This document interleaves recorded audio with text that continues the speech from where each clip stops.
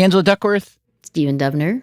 We've been making this podcast for about 7 months, and we're about to publish here our first ever repeat because of the holiday. You okay with that? With a rerun? Yeah, I'm all right with that. I was thinking, though, instead of calling it a rerun, I wonder if we should rebrand it, if we should psychologically manipulate our listeners into thinking that this perhaps familiar episode is the way that Love Actually is for you, maybe even better. Better and better and better. Yeah. Why don't we call it like No Stupid Questions, Actually? I can't improve upon that. But Angela, I will say in all seriousness, it's been a lot of fun doing this with you, and I hope you have a great break with your family.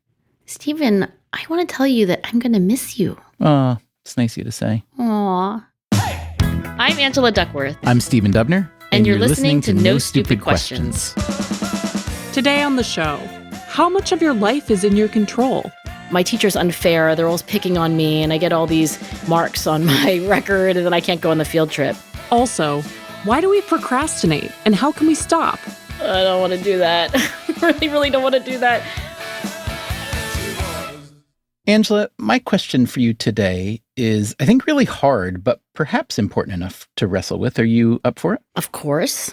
Okay. This question arose when I was reading Maria Konikova's new book, The Biggest Bluff. So Maria, like you, has a PhD in psychology, but she's not an academic. She's a writer.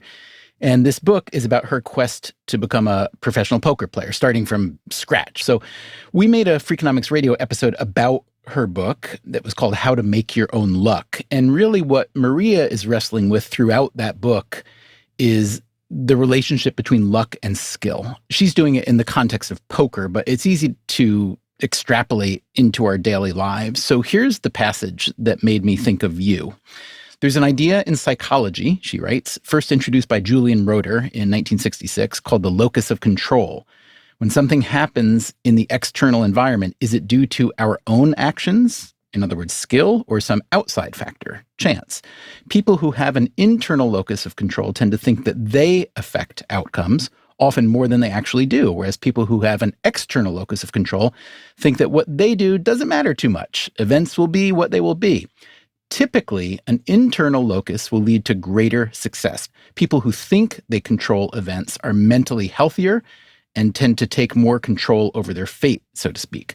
Meanwhile, people with an external locus are more prone to depression, and when it comes to work, a more lackadaisical attitude. So, Angela, my question has two parts. One, is it indeed better to generally have an internal locus of control, as Maria Konnikova writes? And if so, if I am more inclined toward the external, if I tend to feel life is more happening to me rather than me making it happen, how can I shift to have a more internal locus of control?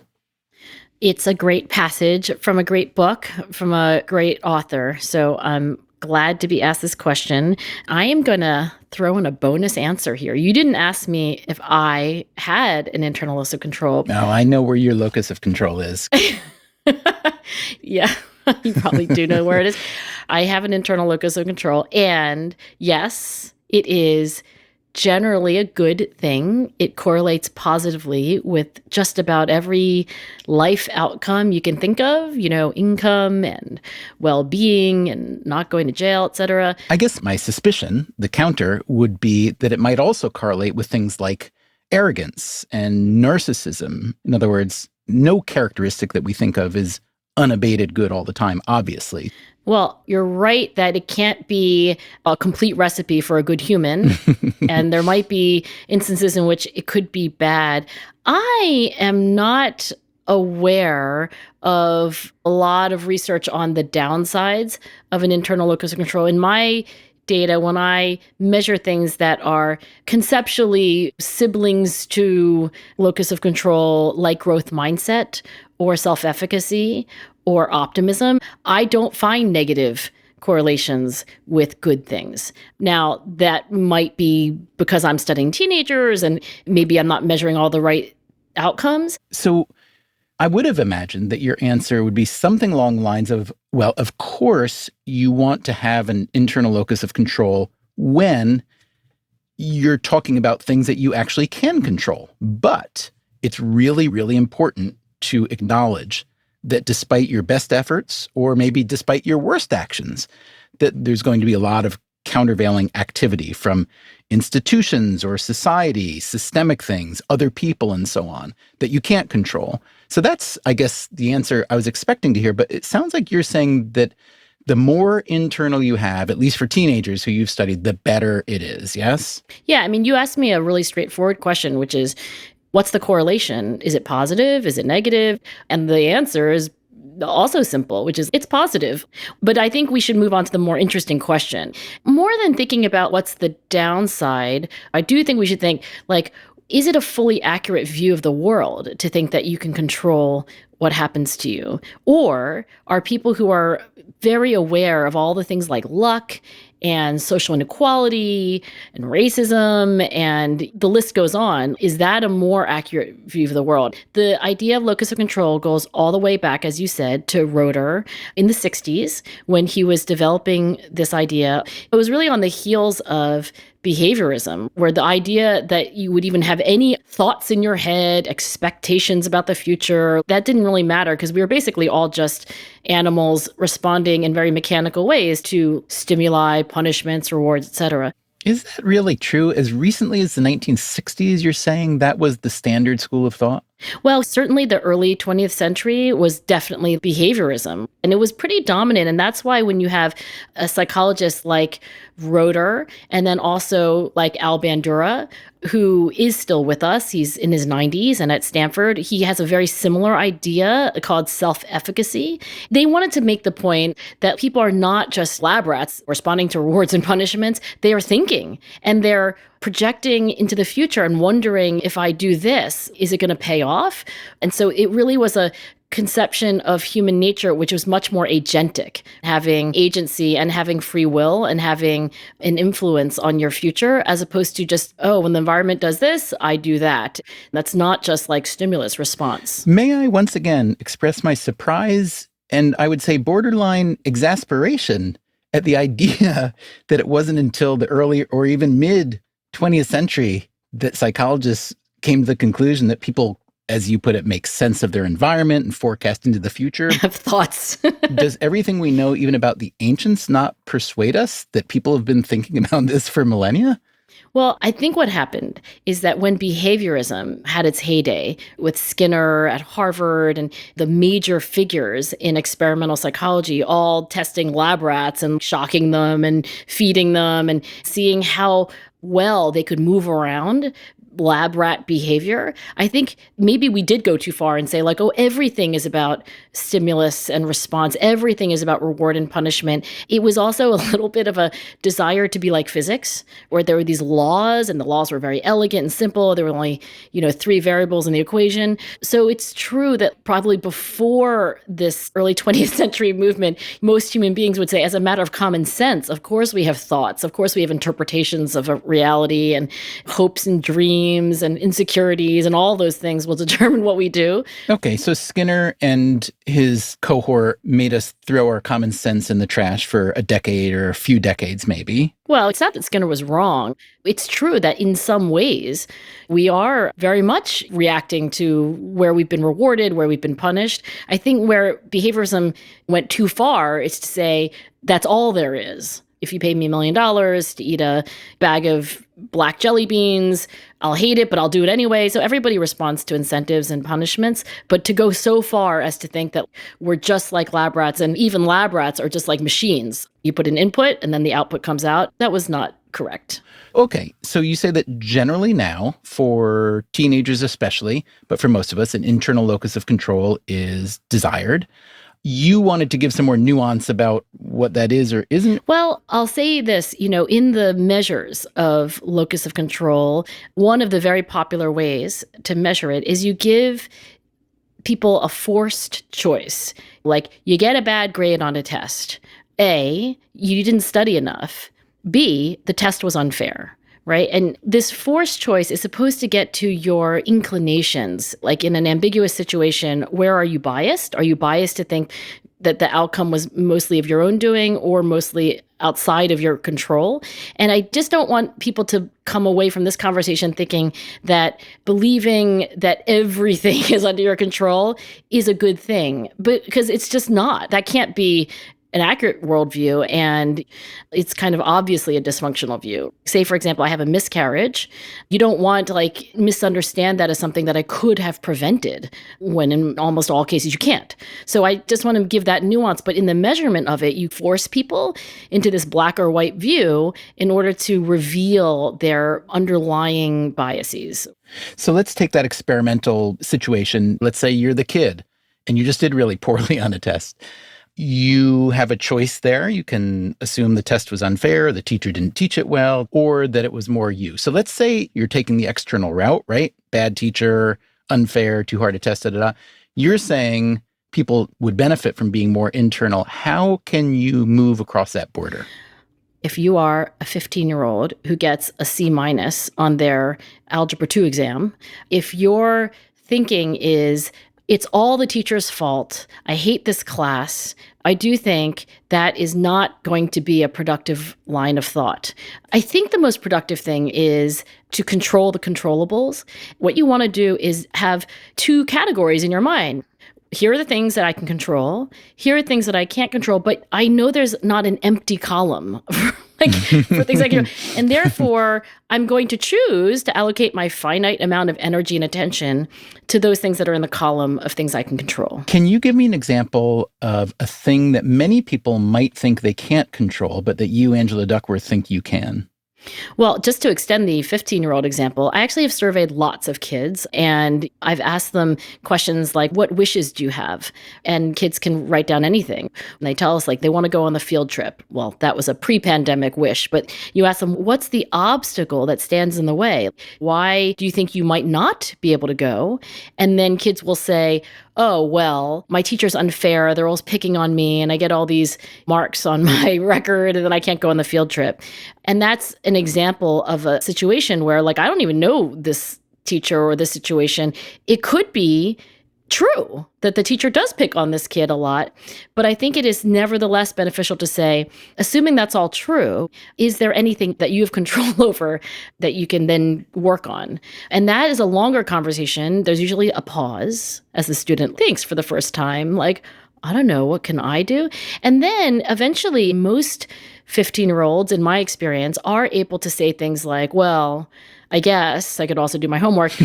And then we start to talk about when and where they're going to start doing their homework and why they don't do that as often as they need to. Okay, so do either of those things, identifying and thinking through the obstacle and then really pondering what they could do to make the obstacle smaller, do either of those contribute to a long-term or even a short-term change from external to internal locus of control for these kids? Yes. And I've done some of this with Gabrielle Ettingen, the NYU psychologist, in our joint work, but also in her more extensive research. What she finds is that when you ask somebody about a wish that they have, and then you first ask them, why do you have that wish? And they tell you all the wonderful things that will happen if they do end up doing better in this class, or if they are, working out more often. And then after people identify an obstacle, should that obstacle be something which is outside of their control, gently, but pretty persistently, Gabrielle will bring them back to objects that they can control that might be contributing to their lack of progress on this wish. And that has shown in her random assignment experiments to increase goal achievement, because people having identified an obstacle can now make a plan to get over it or around it. And in 2-year studies, she's found that, for example, when you do this with people who are trying to eat more vegetables, even over the next 2 years, they will eat healthier. So it's not just a very quick fix. Let me ask you one last question on this topic. I'm curious about the modern conception of internal versus external locus of control versus the ancients. Obviously, there were a lot of things that were different. There was a lot of science that didn't exist. So you could see how you might be much more susceptible to thinking that things were happening to you 2,000, 5,000 years ago than you making them happen. I get that. But do you feel we've perhaps tipped a bit too far in some ways, in that many, many people seem to feel that they should be able to have a lot more control driven by themselves? even though there are a lot of other people out there who have their own wants and needs, and institutions and society at large limit the ability of any one person to make happen what they might want to make happen. That wasn't so much a question as a kind of cranky old man observation. So decrankify me. I want to be cranky with you, if that's okay. So I do believe that focusing on things that you can control is helpful, because what else are you going to do? And frankly, the column of things that you can control is never completely empty, or rarely so. But I do think there's two cautionary notes that I'd like to be cranky about with you. One is, and it's kind of personal, but I'm going to share it. So I use the miscarriage example as a hypothetical, but I did actually have a miscarriage. I now have two healthy daughters, but I remember calling my mom and saying, I had a miscarriage. I don't know what I said. I was devastated. I'm sure I was crying.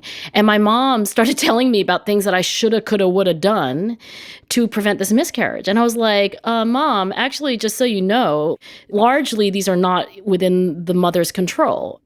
And I do think it didn't even occur to her that there could be circumstances beyond my control. So that's a personal note. But let me give you a sort of social science example, which I think is really sobering. So Shule Allen is a great economist, and she did this random assignment study in Turkey, which is her native country. And what she taught kids was basically to have a growth mindset, to believe that their abilities could change, and to have grit. So she did this week-long training for teachers, and the teachers had a curriculum, and then they taught it to these kids. And the random assignment experiment was to ask, does that treatment actually change outcomes for the children? And in some ways, they're very similar to what we were just talking about. Yes. In fact, on standardized tests, even I think up to 2 years later, kids who are taught essentially to believe in their abilities, their destiny, like they actually did better. So far, it sounds like a fairy tale. So far, it sounds like, yay, internal locus control. All right, bring on the villain. Okay, well, here's the subplot. So these same children who now are working harder and doing better academically, they're asked in this study whether they want to share a toy that they've been given as a prize. Do they want to share it with other children? Now, if they're told that the other children were in schools where like they weren't part of the same contest, then the kids are just as generous as the kids in the control condition. So far, still a fairy tale. But if there's some ambiguity about whether the kids that they would be gifting this to could have maybe earned it on their own, then the kids are more selfish. And one could imagine this at the policy level as a kind of insensitivity to circumstances that are beyond the individual's control.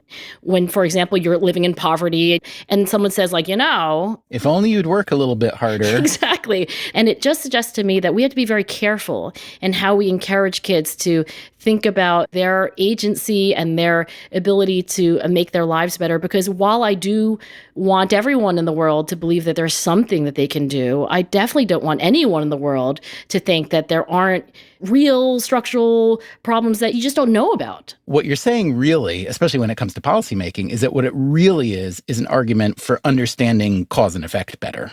In all its complexity. In all its complexity, which is something that societally, I feel, is one of the things that we do quite poorly. Oh, gosh, like horrifically badly. And I blame our beloved media. I blame our beloved politicians.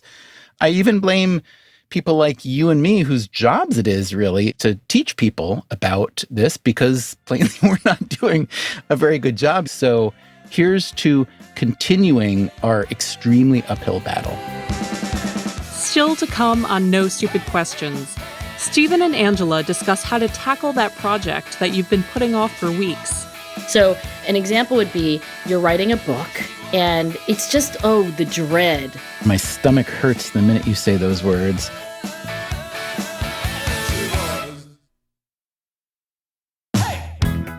Stephen, I have a question for you. I'll answer it. And I want you to answer it right away. And that is, do you procrastinate? And if you do, why? As Mark Twain once said, maybe. I mean, half the quotes attributed to Twain have nothing to do with Twain. But anyway, yeah. As he may have said, why put off till tomorrow what you can put off till the day after tomorrow? So do I procrastinate? How much and why? Yes, of course I do, but much less than I used to. In your callow youth. So I think the why, and maybe I'm wrong, you'll tell me, you're the psychologist, but the why I think is usually tied to a fear of some kind. It's not a laziness. It's not about time management. It's more about emotional regulation. Can you give me an example? Yeah, for instance, let's say I have a week where I have a lot of work that I care about, like writing Freakonomics Radio, and maybe I'm writing some book chapter or something. And so that's the kind of work that over the years I've gotten pretty good at not procrastinating at. But if there's also like a 10-page form that somebody sends me that has to be filled out for media insurance, that's the kind of thing that I dread and procrastinate. And I think about it, it's like, why? It's so stupid. It's not that hard. Although, to be fair, a lot of paperwork of that sort is written in a way that makes me just want to jump off a bridge because it's painful to read. It's so bad and confusing. But I think the reason that I procrastinate things generally is because they are intimidating or novel, and they seem like they are going to be really difficult and painful. And in fact, once you actually do them, they're often not as bad. So that's, I think, the why. And so I'm constantly trying to train myself to, rather than procrastinate by keeping something at arm's length, at least take a look at it and try to get it in my brain and get it cogitating and get myself to believe that, you know what, when I do have the time to attack this, it's probably not going to be as difficult as I think or as gruesome as I think. So you said that in your youth, you procrastinated more. Was it different then? Were you actually in part procrastinating because you were just lazy or not good at managing time? Or has it always been that it's this emotional charge that you're trying to avoid a dread of some kind? Right. So I think there are two reasons for why I procrastinate less now than I did then. One is experience. I mean, it's one of the better things about getting older. Maybe the best thing about getting older is that you actually can look back through your mental file and remember the times that you profited from not procrastinating or suffered from procrastinating. And I can definitely think of those. But the other thing that's different now than when I was a kid, let's say a student, is I just didn't care that much. Like if you had a 10-page paper to write about something that you didn't care about, of course it's more appealing to put it off. Whereas now the luxury of being an adult and the super luxury of being an adult who gets to do work that I want to do, and I realize that puts me in a really small fraction of humankind. It means that when I sit down to work on something, I have a real interest in it and a real drive for it. That said, I love deadlines and I need deadlines. Freakonomics Radio is a weekly show, the finished script, which includes the interview sections, the narration sections, all those things. It's usually about 8,000 or 9,000 words. That's the equivalent of like writing a book chapter, and we do it every week. It's a totally crazy amount of work to do from a reporting and research and production and writing and editing angle. It's too much. But we get it done, and I think we get it done only because we have the deadline, and that if we didn't have the deadline, I personally would be about 90% less productive than I actually am. And so to me, I don't procrastinate because I've built systems that make it really painful to do so, which is that there'd be a whole bunch of other people around saying, what the hell are you doing? Where's that script, etc. Did you ever hear this possibly apocryphal story of Voltaire, who apparently had such a problem with procrastination that he gave his clothes to his butler, and so he was totally naked, and then the butler was only allowed to give him his clothes back if he had written a certain amount of text? That's what economists, and maybe you guys too, call commitment devices, right? You back yourself into a corner. So presumably your field of psychology has a great deal to say about procrastination, right? The harms thereof and maybe even the upsides thereof. What can you tell us? Well, mostly there are harms. So some would argue that procrastination is a form of impulsivity. It would have a lot to do with failures to delay gratification. In the marshmallow task, you're supposed to not do anything now so that you can have 2 marshmallows later. It's really the same challenge, which is, are you going to put your future self first, or are you going to privilege your present self? So if you will ask me, like, well, what does being a procrastinator correlate with, it's worse outcomes like lower achievement, lower emotional well-being, etc. It's definitely helpful to get out of a procrastination loop when it is causing you even more harm, like you didn't do something, and now the fact that you haven't done it is even worse than just the task itself. Now you're feeling bad about yourself for not doing the task. A classic vicious circle. Yes, absolutely. All that angst that you're feeling about not getting something done is probably making you in an even worse position to do it. And I do think, by the way, that the escape hatch from that spinning of your psyche is, in some cases, letting go of the thing altogether. So I was surprised that you kind of summarily dismissed the upsides of procrastination. Doesn't your friend and pen colleague Adam Grant preach some upside of procrastination vis-a-vis creativity? If I recall correctly, procrastination is like you're keeping the file open on your desk. So rather than rushing to complete this thing and close it. Yeah, you're keeping it in your mind. And it reminds me of that idea that our minds are sharper when we know we've got more tasks to do on the horizon. Like the Zeigarnik effect? The Zeigarnik effect, yeah. Yeah, that's one of my favorite effects in psychology. All right, so tell us about the Zeigarnik effect. So the Zeigarnik effect is named after the, I believe, Russian psychologist and psychiatrist, Bluma Wolfovna Zeigarnik. Zeigarnik was sitting in a cafe or something and was like really impressed by how many orders the waiter could remember, and just seemed to kind of even defy conceptions of what human memory could do. If I recall correctly, it was more than just the open orders. It was like who's paid and who hasn't paid, who's in a hurry, who's not, like all these things. All these things. And then after all of the meals are served and you ask the waiter, okay, can you remember what I ordered? And can you remember what she ordered? They can't anymore. So it's while the task is unfinished that your memory just like keeps it all. And then of course you close the file and then you don't need it anymore. Like I don't remember anything about how to raise a 4-year-old, but I apparently did it twice. But I don't need to know because guess what? They're 17 and 18. So I, for one, find that state of unfinished tasks incredibly exciting. One of my favorite parts of every day is fairly early in the morning, have some coffee. I try to do some like good reading to start to get some good words in my head and some good ideas and whatever. But then I sit down and start to do some tasks, and the tasks are email and scheduling and blah, blah, blah, blah, blah. And what I used to do is try to be very methodical about it, make lists with all kinds of reminders. And I realized I would take like 15 minutes to write a little to-do list.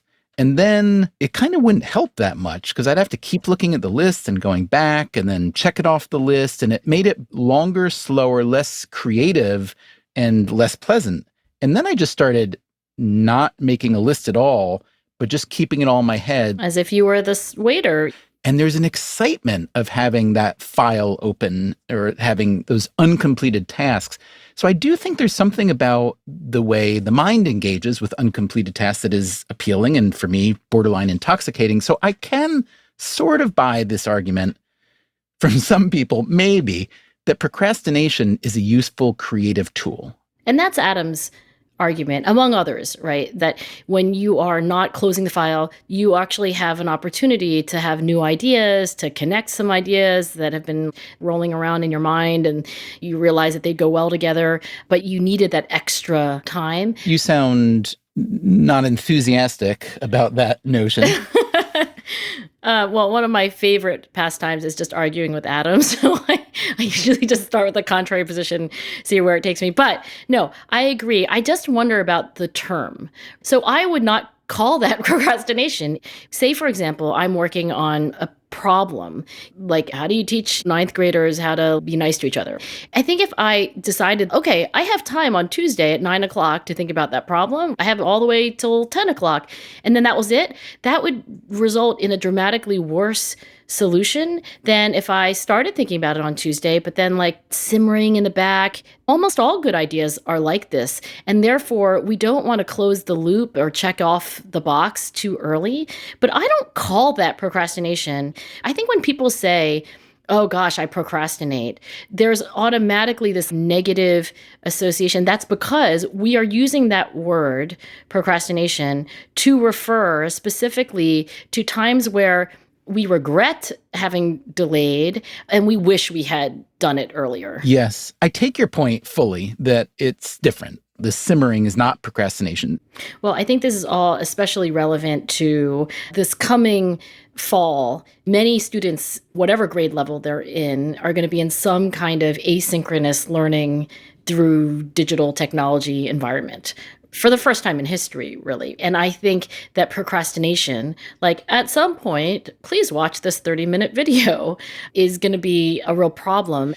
And so if psychology has accomplished anything, I would like to think it has accomplished some guidelines for getting things done, for setting goals and so on. So what do you have? Okay, the first tip is to break down a big task into small tasks. Chunk it. Exactly, chunk. I think of the chunky chocolate bar. Oh, yeah. I don't know if they still make that. I'm afraid to bring up any food I like because we had the rum raisin fiasco a couple weeks ago. Yeah, that's right. Yeah, I'm coming around on the rum raisin. Okay, so chunking, let's just use that word. But basically, you take a big task and you break it out into a series of smaller tasks. So an example would be you're writing a book and it's just, the dread. My stomach hurts the minute you say those words. Right. I mean, it's terrifying, horrifying, so hard. But if you think like today, my job is to make progress on the book, who wants to do that? But if you say, okay, let me just take this one subtask, like what I really need to do is review my editor's notes that they emailed me. That's a tiny fraction of a fraction of a fraction of what you really have to do. But I think that works in part because the dread is often because when thinking of an enormous task, you are kind of anticipating the enormity. Yeah, the enormity, the lack of progress. So Al Bandura, one of my favorite psychologists, who, by the way, you were just talking about locus of control, was very much a pioneer in this idea of human nature as being like agentic. Al Bandura did a study of kids. These kids, I think they were like elementary school kids. They were learning math. And so their condition was, here's all this math and here are all the pages you have to learn, et cetera. And the other condition was a sub-goal condition where they were given the same exact assignment, just framed a little differently. Like this week, do these pages. The next week, you would do these pages. And it was literally the same amount of work. And the kids who had this divided up did better. And when I think of my own life, when I end up procrastinating or even when I'm just not making progress on something, I always think, got to do what those kids in the Bandura study did. I have to actually start breaking these down into smaller bites. And if I can, I'll do better. And if I can't, then it means I probably have to go even smaller. Mm-hmm. So especially when I was writing books and even before I wrote books, when I was just a student writing and so on, and I was intimidated by the assignment, I would think, I know I need to work on this, but I don't feel like I'm ready or I don't want to. But you know what? I'm just going to pull it up. I'm going to get out the paper, pull up the file on the computer, and I'm just going to look at the notes that I made, or I'm going to just look at what I wrote yesterday. And then the mind engages, and the next thing I know, I've been writing for 2 hours. And to me, that's just self-deception. I'm curious whether you think that's maybe sustainable and a good idea or ridiculous and to be avoided. I do it myself. So therefore, of course, I think it's a wonderful idea. Let's take exercise. Not a lot of people are writing books, but almost everyone's trying to exercise. And sometimes when I think, I should do an hour of online Pilates class, it's like, I don't want to do that. I really don't want to do that. Well, maybe I'll do it at 4:00. Well, maybe I'll do it at 6:00. Well, I guess it's not going to happen today, so I'll do it tomorrow, right? But here's a tricking of myself that I do that sounds a lot like what you do, which is like, well, I'll just get into this tank top. And like, whatever, I could still not do. Once I get into the tank top, I'm like, well, fine. I mean, I could just find the right video. Don't have to do the video. And then you're right. As soon as you do like 1 minute of an exercise video, it's in a way easier to keep doing the video than to stop doing the video. So I think this idea of tricking yourself is maybe more about where you're putting your attention. And if you're just putting your attention at the very front end of something, then you're not seeing the enormity, right? So there's all kinds of ways to avoid dread. One is to literally make the task smaller, but another one is to just put your eyeballs at the little front end, which isn't so bad. And then by the time you get into it, you'll be in a different place. So that we can be the opposite of Mark Twain. Having said that, Mark Twain wrote a boatload during his life. Gosh, can you imagine what he would have done if he weren't such a procrastinator? No Stupid Questions is part of the Freakonomics Radio Network, which also includes Freakonomics Radio and People I Mostly Admire. This episode was produced by me, Rebecca Lee Douglas, And now, here's a fact check of today's conversations. Stephen begins the procrastination conversation by quoting Mark Twain, "Never put off till tomorrow what you can do the day after tomorrow just as well." Stephen was skeptical about the origins of this quote, since so many pithy aphorisms are often falsely attributed to Twain.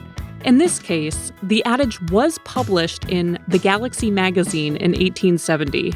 Twain apparently did author the quote, but in the magazine, he comically attributes it to Ben Franklin. Angela says that Voltaire's solution to his issues with procrastination was to have his butler take his clothes and only return them once Voltaire had written a certain amount of text. This is actually a famous story about French poet and novelist Victor Hugo, who authored Les Miserables and The Hunchback of Notre Dame. Hugo would strip naked and ask his valet to hide his clothing to prevent Hugo from leaving the house when he needed to write. Finally, Angela was unsure about whether Chunky candy bars are still in production. Nestle Chunky is a milk chocolate bar filled with raisins and roasted peanuts. The candy was originally created in New York City in the 1930s, but instead of peanuts, it contained Brazil nuts and cashews. In 1964, Chunky had its own pavilion at the World's Fair, where viewers could observe the candy being made at the aptly named Chunky Square. Angela and Stephen will be happy to know that you can still purchase Chunky bars today. That's it for the fact check. No Stupid Questions is produced by Freakonomics Radio and Stitcher. Our staff includes Allison Craiglow, Greg Rippin, James Foster, and Corinne Wallace.